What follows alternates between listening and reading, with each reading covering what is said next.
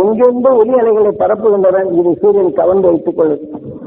அதே அலைவரிசையில் உங்க வீட்டுக்குள்ள இருந்த டிவியை போட்டதுன்னா அது என்னென்ன காட்சிகள வருது. வந்தாலும் இந்த டிவி அலைகளில் வரப்போகும்போது அது அழுத்தமான அலைகள் காட்சினால் இங்க கராபுரா சரம் படம் தையா வரவில்லை. இதே போலதான் நாம் உணர்வுகள் இங்கு எடுக்கப்படும் போது நம்ம கிட்டணும் என்ன அந்த நம்மளுக்கு கோவம் வருது. இப்ப அவங்க சந்தோஷமான உணர்வு கராபுரா ஆள ஆரம்பிச்சிடும். ஏதாவது சொன்னா கேட்பதில்லை, சரியான நிகழ்ச்சிகளே. நீங்க படத்தை ஏதாவது ஒரு பொருளை பார்த்தா சரியா தெரியுதா? கோவம் வரும்போது நீங்க ஒரு பொருளை நிர்ணயிக்க முடியுதா? அதே சமயத்தில் விஷயத்தின் தன்மை அழுத்தமாகும் போது அப்ப உணர்வும் சரியா வரவில்லை டிவியில. அப்ப நம்ம பார்த்தவங்க நினைச்சு நம்ம எழுத போறோம். ஆகவே நாம் சிந்திக்கும் தன்மை அங்கே இழக்கப்படும். இதே போலதான் நாம் பேசிய உணர்வு நமக்குள் பதிவாக அந்த ஸ்டேஷன் இருக்கு. அதே சமயத்தில் நாம் பேசிய உணர்வு இந்த காற்றில் இருக்கு. அதே சமயத்தில் நாம பேசும்போது கேட்ட உணர்வு இன்னொரு மனிதன் உடல் இயக்கிறோம். அப்போ அது இயங்கிக் கொண்டே உள்ளது. தாவர இனங்களும் இதே மாதிரி ஒரு வித்து செடியை எடுத்துக்கொண்டால் அதன் உணர்வு கொண்டு அது விளைந்த வித்து காத்துல இருக்குது. அதில் விளைந்த விட்டு அணிஞ்சு காற்றிலிருந்து எடுத்து அது விளையுது. இதே போலதான் ஒரு மனிதன் விளைந்த உணர்வு அந்த எண்ணங்களாக பதிவானால், எனக்கு இப்படி செய்தான் என்ற எண்ணமானால் அந்த விட்டு என்ன செய்து நல்ல செய்த உணர்வு நுகருது. அப்ப நம்ம நேரத்தில் நல்ல செய்தான் என்ன, ஒருத்தன் தீங்கு செய்தான் நீங்க நல்ல செய்தீங்க, தீங்கு செய்தான் என்ற உணர்வு மாறுது. எனக்கு இப்படி செய்தானே என்ற எண்ணங்கள் எண்ணும் போது அதே உணர்வு இங்க இருந்து நம்ம சுவாசித்து அந்த உணர்ச்சி நம்ம இயக்குது. ஆனா அதன் வெளியில் இருந்த அதே உணர்வு அணுக்கள் இது உணவாக எடுத்து இது பெறுகிறது. சரி, விளைந்த வித்த உணர்வுனா அதே செடியின் தன்மை நுகருது. அதே போலதான் நம்ம உடல்ல விளைவித்த உணர்வுகள் நீங்க நல்லது அதிகமாக சந்தோஷமா பண்ணிட்டு இருந்தீங்கன்னா, இப்போ டிவியில நல்ல அலைகள் வரப்போது மகிழ்ச்சியா இருக்கும்போது இன்னொரு அலையின் துரிதமான நிலைகள் மோதும் போது வரப்புறாங்கிற மாதிரி நீங்க நல்ல எண்ணங்கள் செய்து கொண்டிருந்தாலும் ஒருத்தன் வேதனைப்படுத்த உணர்வுகள் மான்மாவில் இருந்து இதனுடைய அழுத்தம் அதிகமானப்போ நம்ம சிந்தனை மாறும். நம்ம அறியாமலேயே கோப உணர்ச்சி தோன்றும். அதை போல நமக்கு அந்த மாதிரி தூங்கினாலும் நான் டிவி என்ன உடனே சரி பண்றோம். இதே போல நாம அந்த மாதிரி நம்முடைய எண்ணங்கள் பலவிதமாக போனால் ஈஸ்வரா இந்த உயிரை எண்ணி அந்த துருவ நட்சத்திரத்தின் பேரருளும் பேரருள் நிச்சயம் திசைத்திருப்பாங்க. இந்த உணர்வின் மாற்றி இப்ப நமக்கு கோபம் வரும்போது நம்ம இயக்கிறது தெரியுது. நம்ம சந்தோஷமா இருக்கும்போது நம்மளை அறியாமல் இந்த உணர்வு எப்படி இயக்குதுன்னு நம்ம தெரிஞ்சுக்கணும். தெரிஞ்சும் அதன் வழியை போன அதன் உணர்வு உபயோகிச்சு நம்ம குற்றவாளி ஆக்கிடுது. அந்த உணர்வு நமக்கு நோயாக மாற்றும். நம்ம அறியாமல் நம்ம செயலை மாற்றுது. அப்ப நாம எதை செய்து நீங்க தப்பு செய்வீங்களா? இல்லை, நம்ம உடல்ல பதிவு செய்த உணர்வு அது உணவுக்காக இயங்கும்போது இந்த அழுத்தம் நம்மளை தவறான வாழ்க்கை அழைத்து செல்வது. நம்ம எரியாமல் நம்ம பேசி நாம் வேதனைத்தான் படுகின்றோம். மீண்டும் விசத்தின் தண்ணீரை வளர்க்க முடியுது, குறைக்கும் சக்தி நமக்கு இல்லை. அதனால்தான் துருவ நட்சத்திரத்தின் அலைகள் பெரும்பகுதி இந்த பூமியில் பரவி இருக்கு. அந்த உணர்வு உங்களுக்குள் பதிவு செய்வதற்கு அந்த ஞானிகள் அன்னைக்கு செய்தாங்க. அந்த முறைப்படி யாரும் காலையில் அந்த துருவ நட்சத்திரத்தின் பேரலும் பெறலும் பெறணும் என்னோட முழுது பண்ணி என் ஜீவாத்மாக்கள் உள்ளுக்கு செலுத்தி நான் யாரெல்லாம் பார்க்கணும், அவங்க குடும்பம்லாம் நல்லா இருக்கணும், அவங்க அறியாத இருந்தீங்கன்னு அவங்களும் பொருள் இருந்து செயல்படணும், சக்தி வரணும், நல்லதை போல மனம் பெறணும், மகிழ்ந்து வாழும் சக்தி வரணும். நம்ம சுத்தப்படுத்துறது இல்லை. காலையில் சுத்தப்படுத்திட்டு வரணும். இப்ப நம்ம அம்மா அப்பா நம்மளுக்கு எத்தனை வேதனை படுத்திருக்கிறாங்க நமக்காக.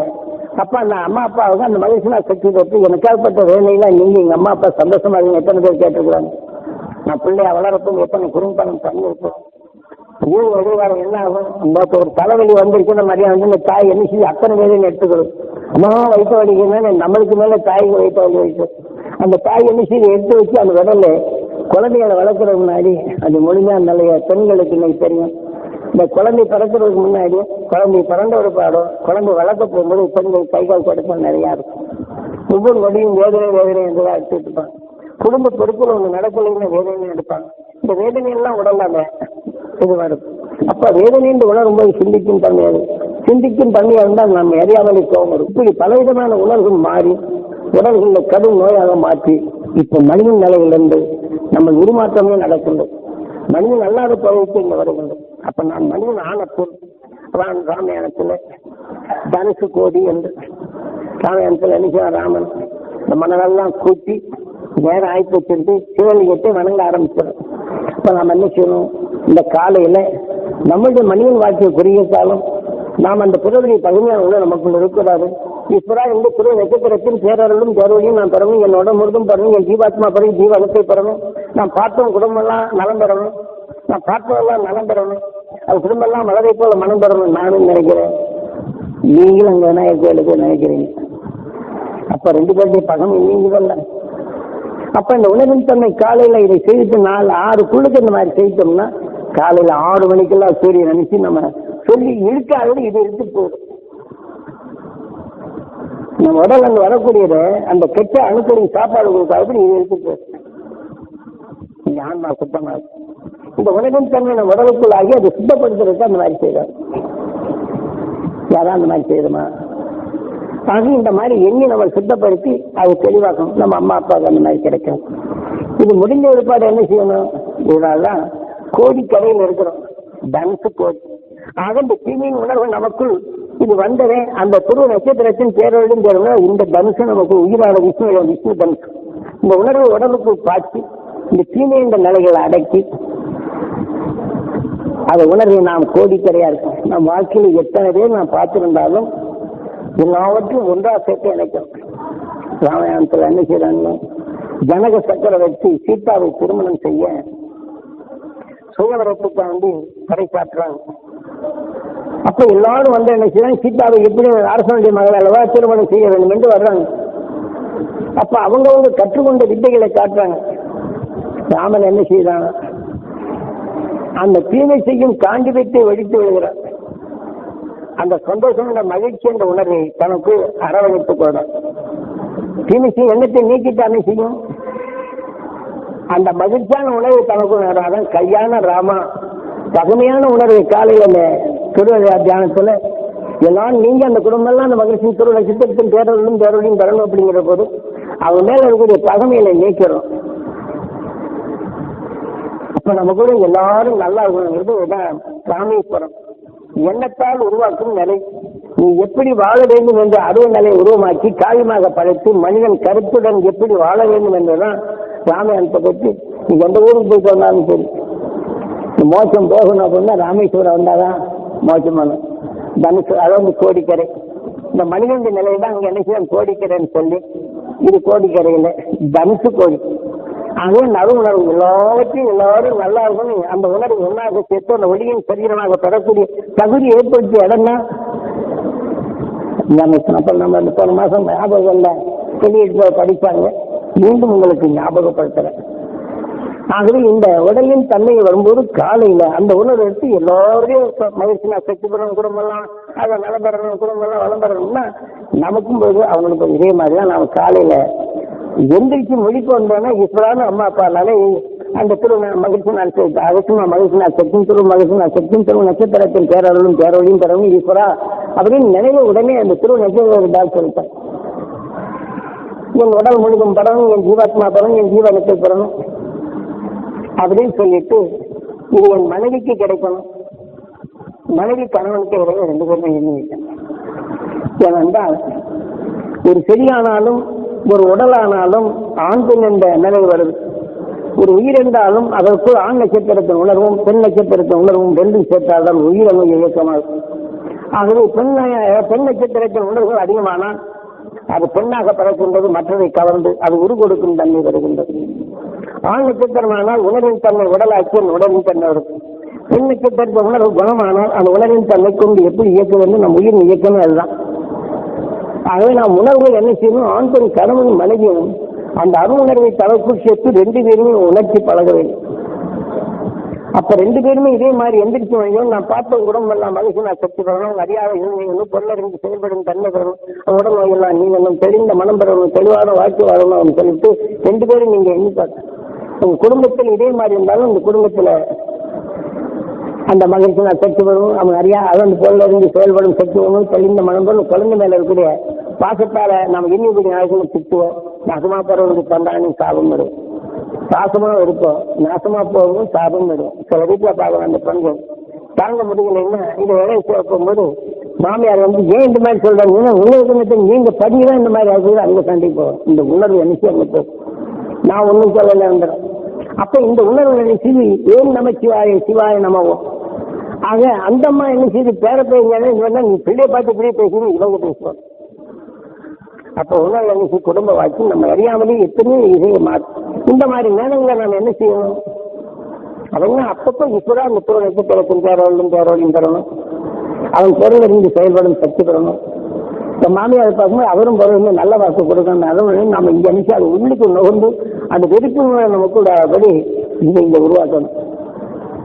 இந்த குடும்பத்தில் எல்லாம் எத்தனையோ குடும்பத்தில் ஒற்றுமை இருக்கக்கூடிய குடும்பங்கள்லாம் எத்தனை பகலும் எத்தனை சங்கடம் காரணம் நான் வெளி உலகில் பார்க்கும் உணர்வு நமக்குள் வந்தவனே நம்ம அறியாம இருந்தது. நீங்க வெளியில சண்டை போடுறவங்களை பார்த்து வரீங்க, வீட்டுக்கு வந்து கடைகளில் நிற்போம். அந்த சமயத்தில் குழந்தை அந்த வெறுப்பு மேல அங்க இருப்பீங்க. குழந்தை சும்மா டப்புன்னு போட்டா போறோம், உடனே சமயம் இப்படி பண்றான் பாருன்னு நமக்கு கோவம் வரும். அது குழந்தை தெரியாம போட்டுறான். அந்த வெறுப்பை நிச்சயம் சாபமிட வைக்கும். எது இயக்குது? நாம் உணர்ந்த உணர்வுகள் நம்மை இயக்குது. அதை நாம் அடைத்து போகணும். அதான் விநாயகர் அம்பிசம். நீங்க எப்போதுமே இந்த உணர்வின் தன்மையை எப்போது கோபமோ வெறுப்போ சலிப்போ சஞ்சலமோ சங்கடமோ இதை போல குரல் செய்தாலும் நம்ம அறியாமல் நம்ம இயக்கினாலும் இப்பா என்று சொல்லி அந்த துருவ நட்சத்திரத்தின் பேரறிவும் பேரவையும் நான் பெற வேண்டும் என்று இப்படி அடைப்போம். அப்படி அளக்க வேண்டும் என்றால் என்ன செய்யணும்? அந்த காலையில கணவனும் மனைவியும் ஒருவருக்கொருவர் அந்த அருள்சக்தி பெற வேண்டும். துருவ நட்சத்திரத்தின் பேரருளும் பேரொழியும் நாம் பெற வேண்டும்.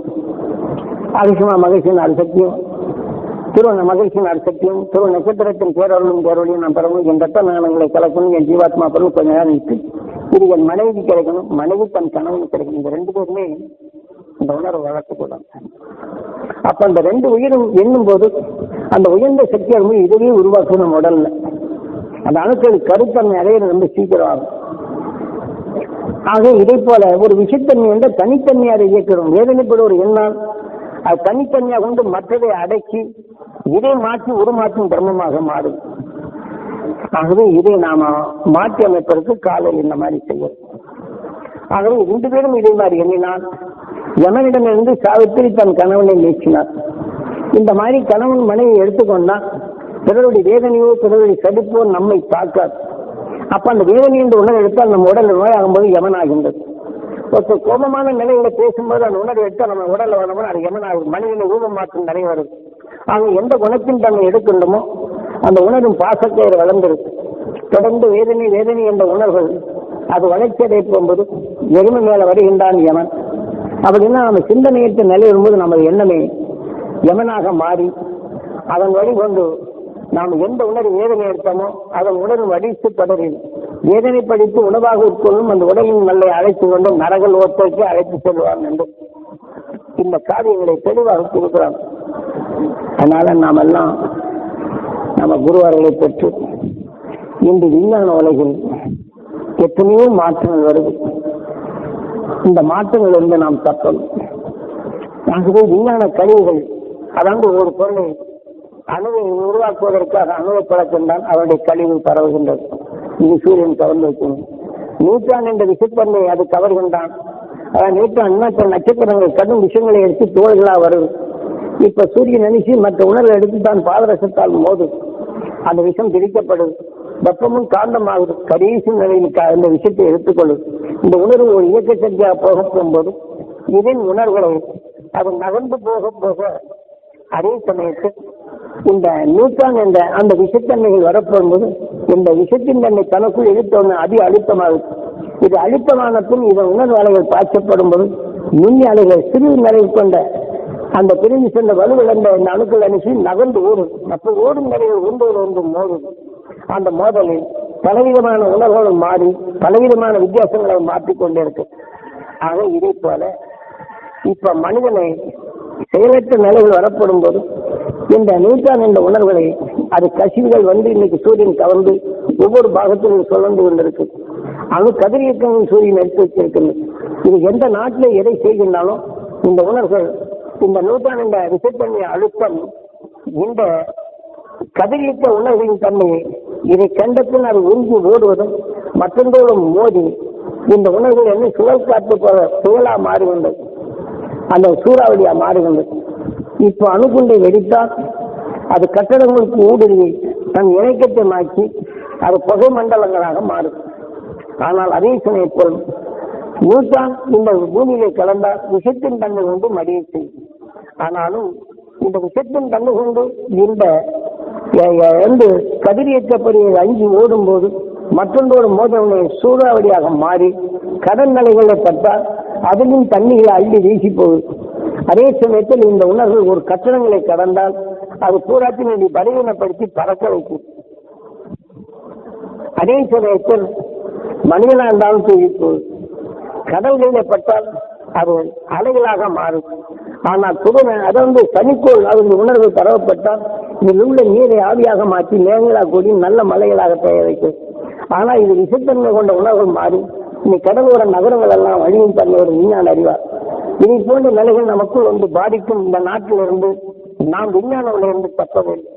ஆகவே கூட்டு ஐக்கியமாக நாம் இந்த தியானங்களை செய்து நாம் ஒவ்வொருத்தரும் இந்த நன்மைகள் பெற துருவ நட்சத்திரத்தை உணர்வை நாம் காட்சி இந்த உணர்வு அலையை நாம் மோத செய்து இதையும் உணர்வுகளை நமக்குள் தடுக்க செய்யப்படும் போது இதை நாம் நம்மையும் காக்கலாம். ஆக நாம் இருக்கும் ஊரையும் காக்கலாம்.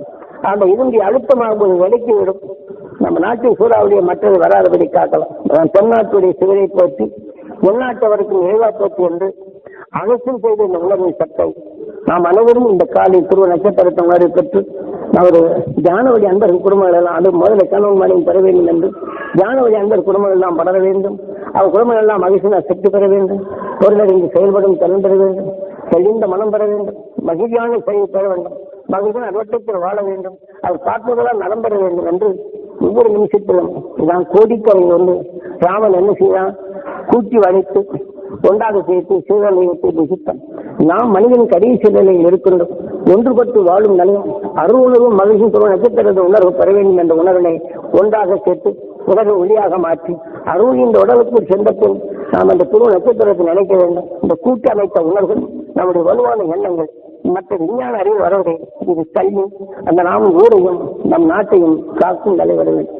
இதே போல விஞ்ஞான அறிவுடன் பேரழிவு நம்மை காத்துக்கொள்ள நீங்க இது மாதிரி தியானங்களில் நீங்க எங்கிருந்தாலும் சரி நீங்க அந்த வீட்டில் காலை எந்திரிச்சின கனவு மணி பெற வேண்டும் என்றும் அதைத்தான் நம்ம குடும்பத்தில் குழந்தைகள் இப்படி இருக்க வேண்டும் என்றும் நாம் தொழில் செய்யும் இடங்களில் இந்த நிலை பெற வேண்டும் என்றும் நாம் நம்ம ஞான வழி அந்த குடும்ப மகிழ்ச்சியான சக்தி பெற வேண்டும் என்றும் குடும்பத்தில் மகிழ்ச்சியான சக்தியால் அந்த மழை போல மனம் பெற வேண்டும். மகிழ்ச்சி வாழும் சக்தி பெற வேண்டும் என்ற உணர்வை நாம் ஒவ்வொரு நாளும் கூட்டு அமைப்பாக செய்தோம் என்றால் எப்படி நண்பருக்கு நன்மை செய்தால் நிற்கலும் தீமை செய்தால் குறையும். பாசத்துடன் இருக்கும்போது வேதனை பற்றி எண்ணினால் அந்த சிந்தனைகள் மாற்றப்படும். இதே போலதான் ஐக்கிய கூட்டு இந்த தியானங்களை நாம் ஒவ்வொரு நேரத்திலும் இதை கூட்டமைப்பாக எடுத்து நாம் எல்லாம் சேர்த்து எண்ணத்தால் செலுத்தும் புலி என்றுதான் ராமலிங்கம் என்று எண்ணத்தை கொண்டு உணவை ஒளியாக மாற்றி நாம் பழகுவர்கள். நாம் எந்த கோடி செல்வமும் நமக்கு இந்த உடலும் தேடிய செல்வங்களும் நம்முடன் வருவதில்லை. அந்த பேரளவு இந்த நிலைதான் எல்லாரும் அரவணைத்து புதிய ஈர்ப்புக்கு வராது அறுவடை அவர்கள் பெற வேண்டும் என்று நாம் எல்லோரும் அந்த துறை நட்சத்திரத்தின் பேரவை பெற வேண்டும் என்று அந்த உணர்வு வலிமை கொண்டு இந்த உடலகத்தை சென்றால் நாம் அங்கே சொல்லுவோம். விஞ்ஞான அறிவில் வரும் தாக்குதல் இருந்தாலும் இந்த உணர்வை தன்னை நீக்கி பேரவை இந்த உணர்வை நமக்கு கூட்டி குறையில்லா நிலைகள் அடைய இது வரும். ஆகவே தியானவழி அன்பர்கள் ஒவ்வொருவரும் இதை போல அந்த அரும்பெரும் சக்தியை நீங்கள் பெற வேண்டும் என்று பிரார்த்தித்து நிறைவு செய்கின்றேன். காலை தொழிலாளர்கள் வலுவாக இடம் உங்கள் குடும்பம் நலம் பெற வேண்டும் என்றும் உங்கள் தொழிலெல்லாம் நல்லா இருக்க வேண்டும் என்றும் உங்கள் வாடிக்கையாளர்லாம் நல்லதாக இருக்க வேண்டும் என்றும் இந்த பெருவதியான நேரத்தில் அதை எடுத்துக்கொண்ட பின் உங்கள் எதுவும் நல்லதாகணும் நல்லதை எண்ணும் ஆக இந்திய நிலையில் இருந்தாலும் இதை நீக்கிட்டு உங்கள் எண்ணத்தால் கணவன் மனைவி எடுத்து இந்த தியானத்தில் நிச்சயம் அதை பெற முடியும். அதை சமயத்தில் இந்த காலை பொருளாதாரத்தில் உங்கள் மோதாதைகள் உங்கள் குலதெய்வங்கள் உடலை விட்டு பிரிந்து சென்ற ஆன்மாக்களை அந்த சப்பரிஷம் மண்டலத்தில் இணைந்து இந்த உடலை பெற்ற நஞ்சுகள் கரைந்து ஒரு துறையிலா நிலை எண்ணம் பேரவை பெற்று அழியா ஒளி சரீரம் பெற வேண்டும் என்று இந்த உணர்வை பார்த்து உங்கள் மோதாதைகளை விண்செலுத்தும் அதன்படி விண்செலுத்த முடியும். இதற்கு முன்னால் செய்ய தவறு இருந்தாலும் இந்த உடலுக்குள் சென்றிருந்தாலும் இந்த மறுபடிக்கு நாம் செய்தோம் என்றால் அவருடைய உணர்வு நமக்குள் இருப்பதனால் இந்த உடலுக்குள் இருந்தாலும் வெளிவந்த பெண் நாம் இந்த உணர்வை வெளியில் அந்த மண்டலத்தில் சேர்த்துள்ளோம். இல்லை என்றால் இன்னொரு உடலுக்கு வெளியில வந்தால் அந்த உடலை சேர்த்த உணர்வின் தன்மை கொண்டு மிகவும் ஈர்ப்புக்கு சென்று விட்டால் அது உணர்வு மீண்டும் குறையில்லாம அதற்கு மீண்டும் மனிதன் பிறவிக்கு வந்து விடுகின்றது. மீண்டும் மனிதன் அல்லாத பிறவி தந்தது மீண்டும் மனிதனாக தனிய கோடி ஆயும். ஆகவே உங்கள் மூதாதைகள் உங்களை மனிதனாக உருவாக்கினார்கள். அவர் வழியில் வந்த அந்த உணர்வு ஒரு கனி ஒரு மரம் வினைச்சி தன் வெளியின் தன்மை ஒன்றான கனியாகும். ஆகவே அதை நமக்கு மூதாதையர் மனிதனானார்கள். அதன் வழிகொண்டு நாம் கிடையானோம். அதன் வழிகொண்டு நாம் நம்முடைய நிலைகள் விருதாகின்றோம். பாட்டன் பாட்டி போட்டன் என்ற நிலை விருதாகி உணவின் தன்மை கொண்டு அந்த மூதாதைகளை கனியாக்குதல் கனியின் தன்மை. ஆனால் அதன் உணவுண்டு அந்த உயிர் என்ற ஒளியின் தன்மையாக நாம் பெற முடியும். இந்த தன்னம்பிக்கை கொண்டு உங்கள் வாழ்க்கையை வாழுங்கள். இது மறவாது. இவன் வந்த துருவ நட்சத்திரத்தை உணர்வு உங்களுக்கு பதிவு செய்ததுன்னா எந்த நிமிஷம் வேணாலும் நீங்க எண்ணலாம். எந்த நிமிஷம் வேணாலும் தீமைகள் உங்களுக்கு சாராது, கோபம் வராது, வேதனைப்படாது. வேதனை உணர்வு வந்தாலும் அதை எடுத்து நீங்க ஆன்மாவை தூய்மை செய்து கொள்ளும். அருஞானத்தை பெருக்கும். இந்த கோடி கரையில் இருக்கிறோம், கடைசி நிலையில் இருக்கிறோம்.